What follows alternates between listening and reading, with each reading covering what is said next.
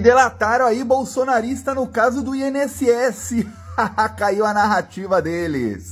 Olha, segundo a matéria do Metrópolis, uma mulher que trabalhava numa call center que criaram para receber reclamações dos idosos que percebiam que eram roubados, ela diz aí que o careca do INSS, que doou para a campanha do Bolsonaro, vamos lembrar, ele doou para a campanha do Bolsonaro, olha aqui.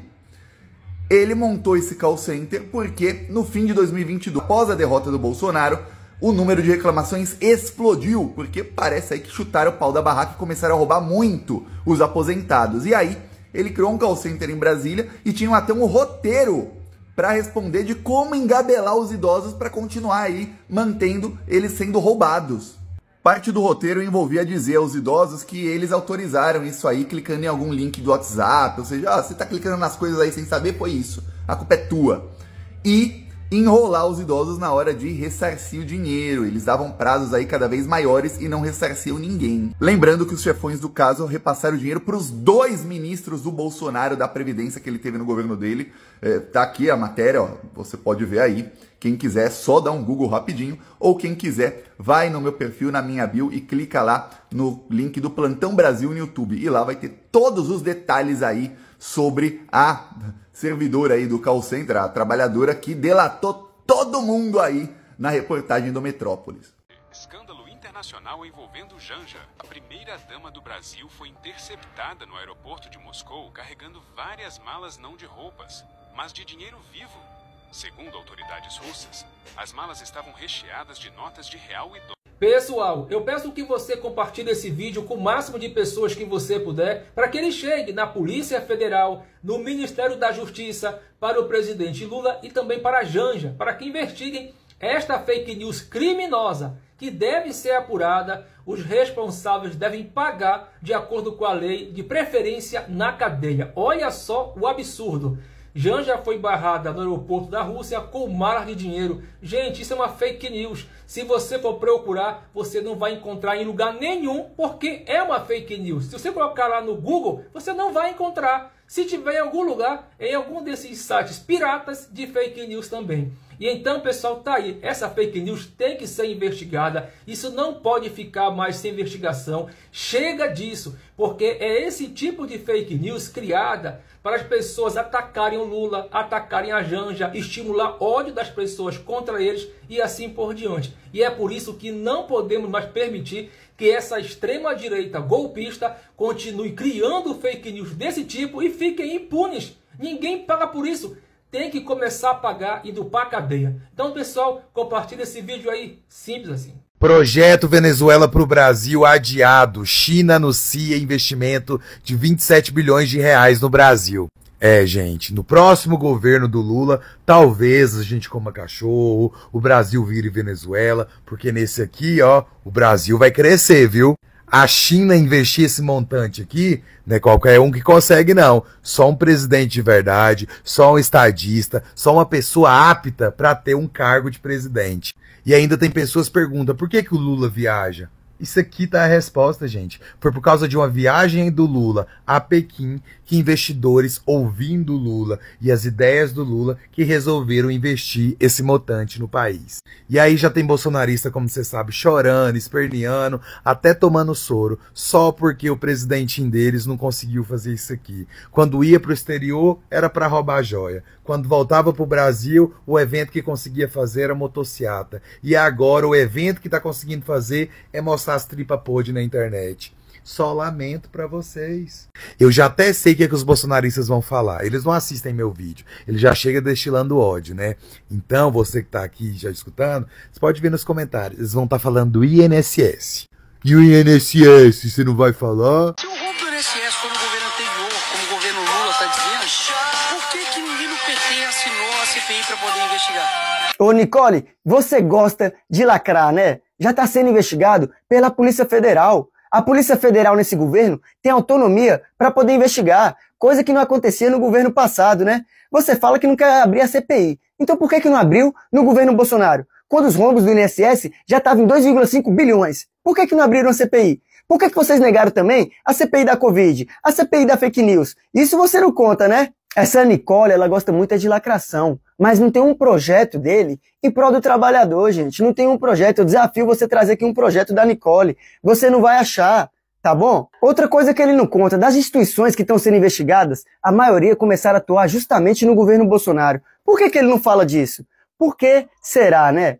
Porque ele é um hipócrita, porque a única coisa que ele sabe é mentir, é distorcer a verdade. E vocês acreditam. Então compartilha esse vídeo para o máximo de pessoas possíveis, pra gente mostrar quem é a verdadeira Nicole. Eita, meu povo, viu o Silas Malafaia, hein? De óculos novamente, viu? Porque fez a cirurgia do outro olho, mas não sossega o facho. Já tá aí nas redes sociais reclamando com os deputados com aquela mesma história que em 2026 ele vai dar o nome dos deputados que não votaram a favor da urgência, da anistia e aquela mesma conversa, aquele mesmo papo furado, né? Que ele fica tipo pressionando os deputados como se ele mandasse no voto do povo. Ele pode até influenciar no voto das ovelhinhas, né? Do povo lá da igreja, mas o povo não é besta não, viu? Não tem menino não, pra tá acreditando nessas conversinhas aí, que isso é conversa pra boi dormir. O artigo 48, inciso 8 da Constituição diz que é competência exclusiva do Congresso Nacional a questão da anistia. Vocês não devem satisfação à STF, nem ao governo Lula, só devem satisfação ao povo. E a maioria de vocês decidiram pela urgência do projeto da anistia. Vocês têm que pressionar líderes partidários e o senhor Hugo Mota. Por quê? Porque na eleição de 2026 nós vamos denunciar quem participou dessa farsa. Seja líderes partidários, deputados, Hugo Mota. Se os senhores deputados se dobrarem ao que o STF quer e virarem capacho deles, acabou pra vocês. Vocês devem satisfação aos eleitores. Dê uma resposta ao STF pautando o projeto da anistia. Essa que é a verdade. O que eu queria entender é como é que o cara arrisca a própria saúde pra estar nas redes sociais com blá blá blá pra defender um cara como Bolsonaro. Qual o interesse dele nisso tudo, já que ele não quer ser candidato a nada, já que dizem que Bolsonaro é que depende, né? Tudo que vai fazer desses atos, das manifestações, ele que banca. Então qual o interesse dele ficar o tempo todo nas redes sociais defendendo o príncipe das trevas, né? Mesmo, ó, com o olho cirurgiado, mesmo assim ele tá aí, arriscando a própria saúde. O que será que tem por trás disso, hein? Agora eu fiquei pensativa. Beijinho no chifre, gadaiada. O menino de pau vai deixar... O líder religioso de hoje foi denunciado por uma seguidora. Meu nome é Luísa e o destino te trouxe para mais um episódio da minha série expondo líderes religiosos acusados de até que se prove o contrário. O Paulo Roberto Souza é o padrinho da Igreja de Santo Daime Céu do Mar, no Rio de Janeiro. Ele foi denunciado por 4 mulheres, entre elas essa seguidora, por e o que elas contam que ele fazia é o que a gente já tá cansado de ver aqui nessa série. Ele chama pra fazer um tratamento espiritual individual e aproveita pra fazer o que quiser com as mulheres. Além, claro, de outras condutas absurdas que dá vontade de vomitar. O que a seguidora que fez a denúncia conta é que ela trabalhava com ele, sofreu vários abusos, denunciou tudo internamente e foi expulsa da igreja porque ninguém quis levar as denúncias a sério. E além disso, o padrinho diz que o relacionamento que ele tinha com ela era consensual e que todas as outras denúncias só começaram a aparecer depois que eles terminaram. Ou seja, chamando ela de mentirosa e tornando a vítima culpada. Novidade. E lendo os documentos sobre o caso, a gente percebe que esse cara já tinha sido, inclusive, afastado de igrejas nos Estados Unidos pelo mesmo tipo de conduta. Mas ele ficou afastado no máximo 2 anos e depois voltou como se nada tivesse acontecido. Ou seja, já tinham feito denúncias contra esse cara há pelo menos 15 anos. E foi depois do processo judicial na Justiça do Trabalho que essa seguidora abriu contra ele, que ele começou a ser investigado. E depois da investigação feita pela polícia, eles já pediram a prisão dele por mediante fraude. Infelizmente, é a história que se repete em mais uma religião. Um líder espiritual que se aproveita da sua autoridade dentro da igreja para fazer o que quiser com as suas fiéis. Quem será o próximo? Vamos entender por que o Brasil é um país pobre. Vamos. O Brasil tem 203 milhões de habitantes. Deles, 20, 40, 56 estão no Bolsa Família. 20 com 19, 39 são aposentados e pensionistas. E metadinha aqui, 10 com aquele um que sobrou. 11 são funcionários públicos. Então, esse pessoal recebe imposto e esses daqui pagam. Não, mas peraí. Aposentados não são aquelas pessoas que pagaram impostos e contribuíram durante a vida toda para poder chegar no fim da vida e poder receber pouco dessa contribuição. E não sei se você sabe, mas as pessoas do Bolsa Família também trabalham e pagam impostos, assim como os funcionários públicos que têm impostos retidos já direto na fonte, que além de receber salário, prestam serviços para a sociedade. São médicos, professores, policiais. E antes que você diga que no Brasil tem funcionário público demais, não chega nem perto ao número dos Estados Unidos ou proporcionalmente Dinamarca, Argentina.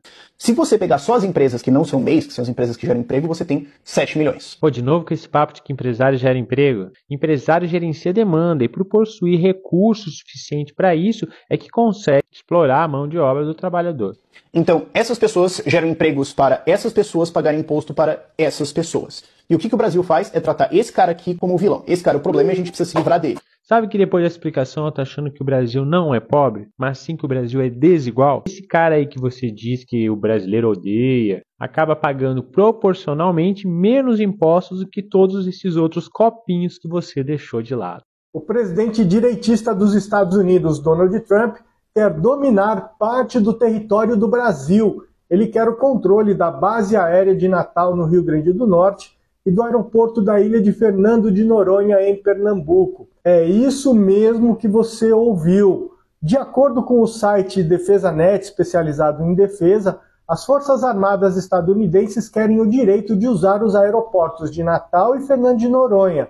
Sabe qual é o argumento desses Yankees? É que na época das batalhas na Segunda Guerra Mundial, os Estados Unidos fizeram investimentos nesses locais e agora eles se acham no direito de poder usar a região, já que gastaram dinheiro nesses aeroportos. Seria um absurdo se o governo Lula permitisse essa aberração e a perda da soberania nacional nesses territórios. Agora presta atenção, se fosse no governo Bolsonaro, era bem possível que essa reivindicação fosse atendida. Sabe por que eu digo isso? Porque em 2019, o Bolsonaro fez um acordo que permitiu que os Estados Unidos usassem a base aeroespacial de Alcântara, no Maranhão. E como o Bolsonaro é lambe-botas do Trump, um falso patriota como todo bolsonarista, não duvidaria que eles abrissem as pernas para as reivindicações dos Estados Unidos. Você acha que os Yankees podem usar instalações do Brasil? Deixa aqui seu comentário, aperta no coraçãozinho no positivo e me segue. Habemos Papam. Já tem Papa novo no pedaço e esse foi Papum. A fumaça branca saiu da Capela Sistina e o mundo conheceu o Papa Leão XIV, o primeiro Papa norte-americano da história. O nome dele é Robert Francis, ele é de Chicago, ele tem 69 anos e é da Ordem dos Agostinianos. E ele passou boa parte da vida dele missionando no Peru, onde trabalhou com comunidades pobres, indígenas, e por isso ele é considerado um pastor de duas pátrias. Depois ele virou uma peça-chave no time do Papa Francisco, o que já dá uma pista do que esperar. Mas será que ele vai seguir os mesmos passos do Papa Francisco? Muita gente espera que sim. O Papa Francisco abriu portas, falou dos refugiados, das mulheres, das pessoas LGBT, do meio ambiente, dos pobres. Bateu de frente com o conservadorismo da igreja em muitos momentos. E o Papa Leão XIV diz que quer continuar com esse espírito de uma igreja mais humilde, mais acolhedora. A expectativa é grande, mas esse Papa tem algumas posturas mais tradicionais em alguns pontos, principalmente relacionado à ordenação de mulheres e assuntos ligados à sexualidade. Mas o mundo está de olho. Jovens, mulheres, os povos marginalizados, os refugiados, o meio ambiente. Todo mundo quer saber se a igreja vai continuar se abrindo ou vai se fechar de novo. E o Papa Leão XIV tem essa chance de continuar o que o Papa Francisco começou, mantendo uma igreja com mais cheiro de povo e não de palácio. Atenção, as nossas redes estão sob ataque da extrema-direita fascista. Derrubaram nosso canal no YouTube, nós estamos aqui, perdemos um e-mail também, e estamos aqui articulando a proteção das demais redes. Então precisamos aí de solidariedade, precisamos do apoio de todos os antifascistas e que as pessoas nos acompanhem e fiquem aqui ligadas também para nos proteger em conjunto, que provavelmente não é só o nosso mandato, as nossas redes que estão sob ataque. É o que eu falo, né? Precisamos de uma regulamentação das redes sociais, precisamos de leis que punam essas pessoas criminosas que utilizam, né, a tecnologia para cometerem crimes. E em breve estaremos aí registrando o boletim de ocorrência e tomando as medidas cabíveis. Resistimos até aqui, agora é hora de derrotar o fascismo. Ninguém faz nada sozinho, até a vitória sempre. Galera, acabei de me comprometer numa responsabilidade muito grande. A defesa definitivamente do direito do camelô e do trabalhador informal poder trabalhar nessa cidade. Eu não sei se vocês sabem, mas tem lei que não está sendo cumprida e, no entanto, tem gente digna, principalmente mulheres, pessoas idosas apanhando na rua sem o direito de trabalhar. Eu já apanhei, já fui atropelada e o prefeito nunca me deu a minha toalha. Eu nunca recebi, eu recebi paulada, bala de borracha, spray de pimenta. Uma coisa, a gente foi reconhecido como trabalhador. Antes a gente era conhecido como rodapé e hoje a gente é reconhecido pela casa, pela sociedade como trabalhador. Qual é a diferença da dignidade desse trabalho? É uma questão que nós temos que agir, sabe, Júlio? Nós que estamos aqui, sabe, vereadores, nós precisamos usar o nosso poder da caneta. Precisamos nos organizar para cobrar as pautas. Claro, vamos ter que ter prioridade, vamos ter que dividir tarefas. Gente, isso tudo foi o que a gente debateu aqui nessa audiência pública e eu me comprometi, a partir dessa audiência pública, não só cobrar a prefeitura, como fazer alguns projetos de lei para atualizar e fomentar uma lógica de organização do espaço público, uma lógica de dar o direito e dar dignidade ao trabalhador informal nessa cidade. Para cima deles até que o último de nós vença. Pessoal, presta atenção aqui porque o assunto é urgente e é importantíssimo.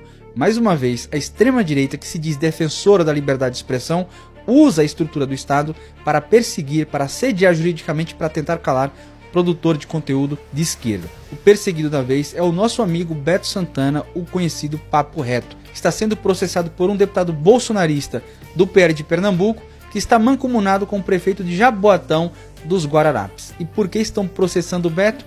Porque ele contou a verdade. Isso não pode, né? Eles defendem a liberdade de expressão desde que você ataque o Estado democrático de direito e jamais defenda a verdade e defenda os mais fracos. Entraram com 3 ações contra o Beto. É um negócio para calar, para meter medo. Uma ação no valor de 5 mil, outra no valor de 30 mil e mais uma que está em segredo de justiça. Logo se percebe que é uma tentativa canalha, covarde, típica dessa extrema-direita, de utilizar o poder judiciário para assediar, para perseguir, para cercear o direito de liberdade de expressão de um produtor de conteúdo progressista. Infelizmente, estes 5 mil reais, por questão de prazo, o Beto já perdeu. Por isso eu estou aqui para contar com o apoio de vocês que gostam do conteúdo que eu produzo, que me acompanham, que acreditam nesse trabalho, nesse combate que nós fazemos aqui nas redes contra a extrema-direita, até porque eles poderiam estar fazendo isso com qualquer criador de conteúdo. Peço a vocês que contribuam aqui com essa campanha que o Beto está fazendo. Essa aqui é a chave dele. Peço a vocês que apoiem e depois vão lá no vídeo dele, comentem que através do meu vídeo vocês foram lá e apoiaram, porque nós temos que nos apoiar. Nessas horas, todos os criadores de conteúdos progressistas têm que se apoiar, porque nós não temos um deputado, nós não temos um senador, nós não temos um governador, nós não temos ninguém pela gente.